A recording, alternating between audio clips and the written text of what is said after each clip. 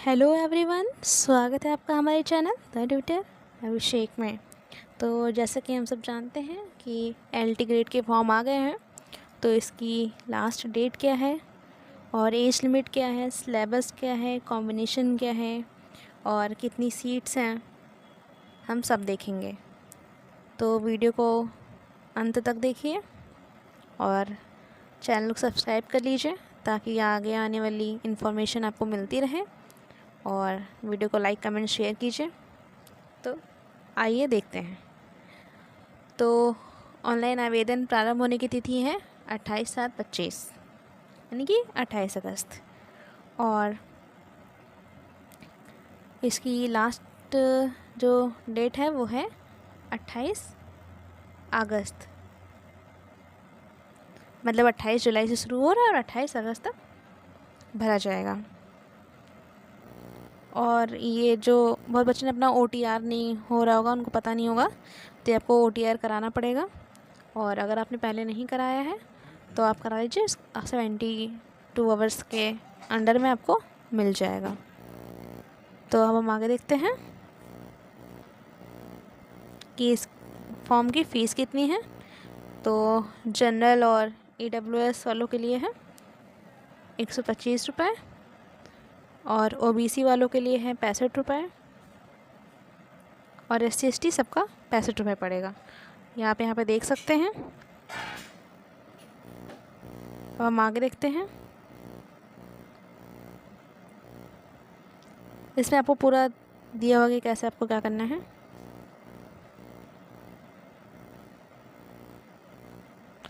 अब हम यहाँ पे देखेंगे कि क्वालिफ़िकेशन क्या है।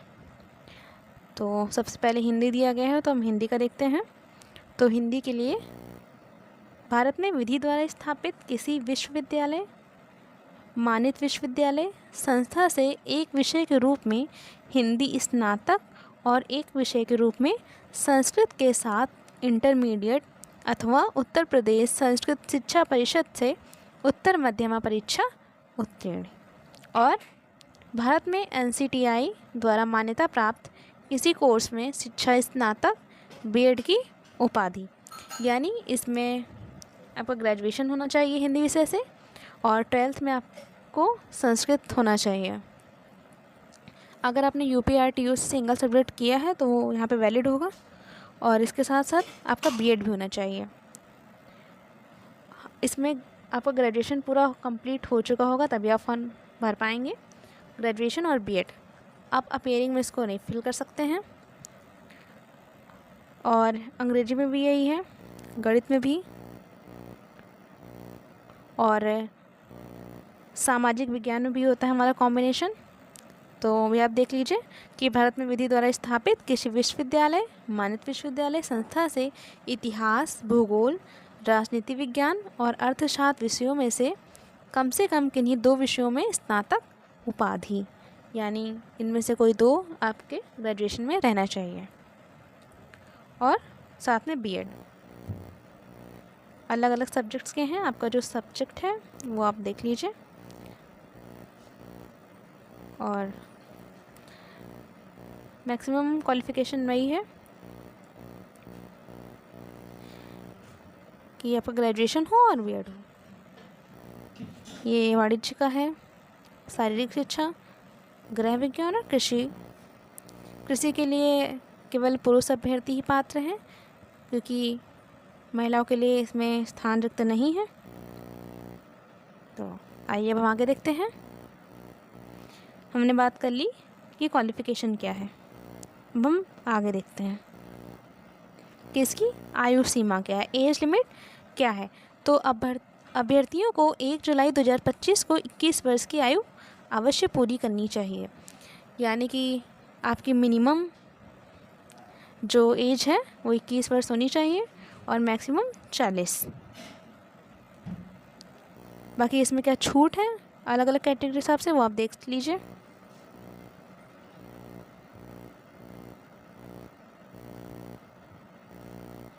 अब हम आगे देखेंगे।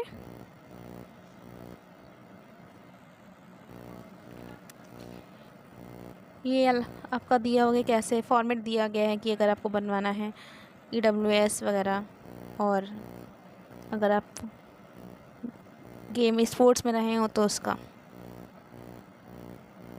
उसके बारे में है। तो हम देखेंगे कि परीक्षा का पैटर्न क्या है। तो पहले इसमें मेंस नहीं होता था, लेकिन इस बार इसमें मेंस भी जुड़ गया है, इसका बिग चेंज है।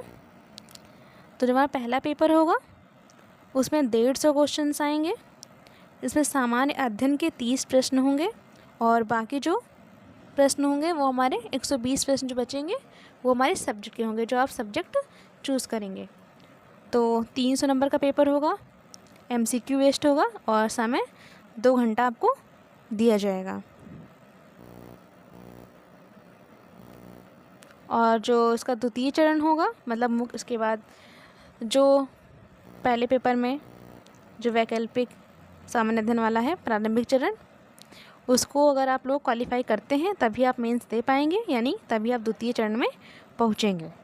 मतलब द्वितीय चरण में पहुंचने के लिए आपको प्रथम चरण पास करना होगा, क्वालिफाई करना होगा।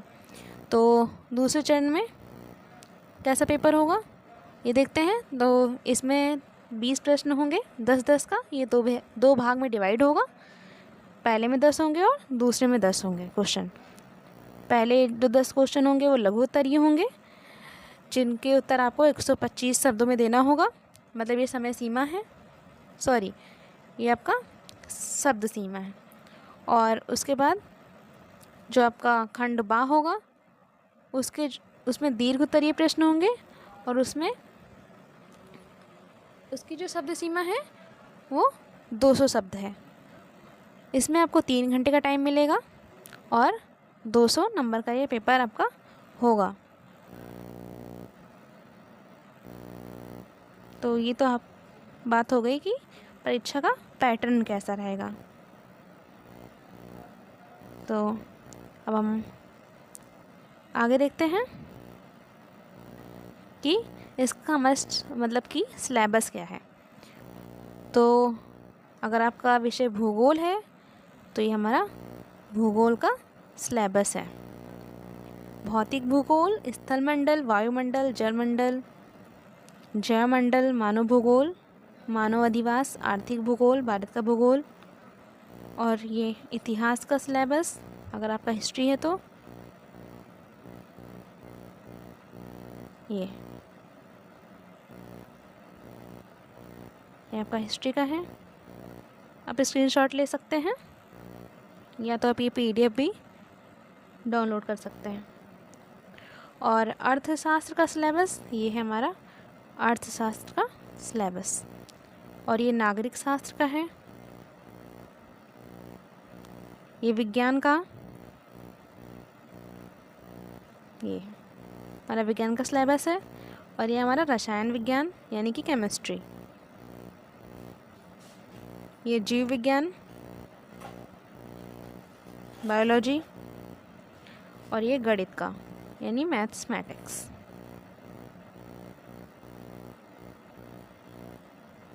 ये वाणिज्य का, ये गृह विज्ञान का,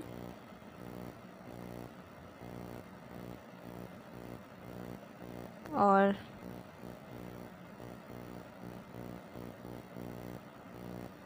ये भी आपका गृह विज्ञान का ही है। और ये हमारा संस्कृत का है सिलेबस, तो आप इसको देख सकते हैं। उर्दू का है, और अब ये देखिए हिंदी।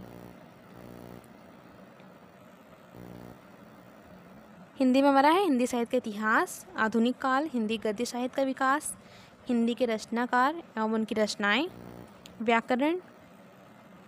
व्याकरण में आएगा हमारा कारक, लिंग, वचन, उपसर्ग, प्रत्यय, वर्तनी एवं वाक्य शुद्धिकरण, पर्यायवाची, विलोम, श्रुति, संभिन्नार्थक शब्द, वाक्यांश के लिए एक शब्द, मुहावरा, लोकोक्ति, और संस्कृत साहित्य। जो कि इसमें बोला गया है कि ये संस्कृत आपने इंटर में लिया हो या फिर संस्कृत आपको उसमें मांगा गया है, तो इसमें संस्कृत के क्वेश्चंस आएंगे। और ये हमारा इंग्लिश का है सिलेबस, ये हमारा कृषि का सिलेबस,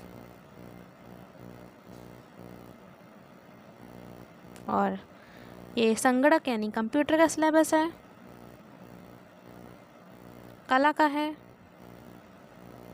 संगीत का सिलेबस है। तो इसको आप देख लीजिए, जिसका जो सब्जेक्ट है वो आप अपना स्क्रीनशॉट ले लीजिए। अब हम देखेंगे कि वैकेंसीज़ कितनी हैं। इसमें हम देखेंगे कि पुरुष यानी कि मेल्स के लिए कितनी सीट्स हैं। तो अगर हम हिंदी सब्जेक्ट से बात करें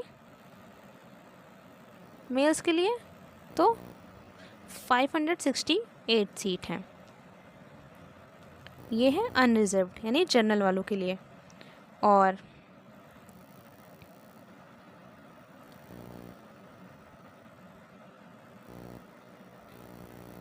जो 568 है वो पूरे मतलब कि कितनी सीट्स मेल्स के लिए हैं हिंदी सब्जेक्ट में, तो पूरी टोटल 568 हैं।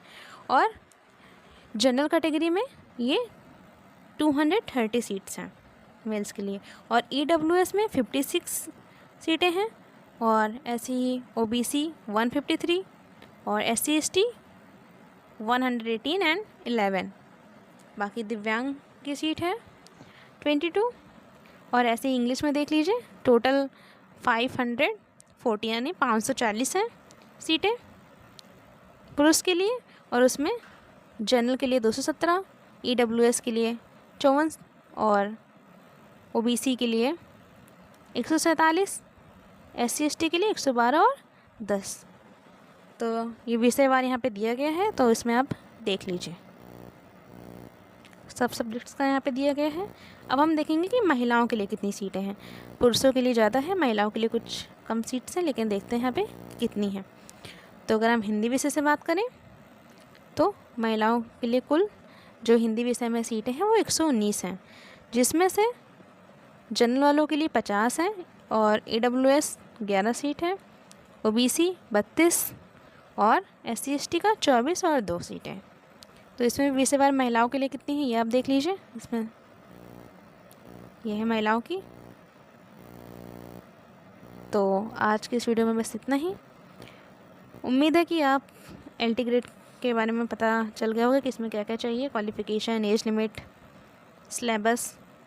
और इसके अलावा अगर आपको कोई कन्फ्यूज़न है तो आप कमेंट बॉक्स में पूछिएगा। तो थैंक्स फॉर वॉचिंग।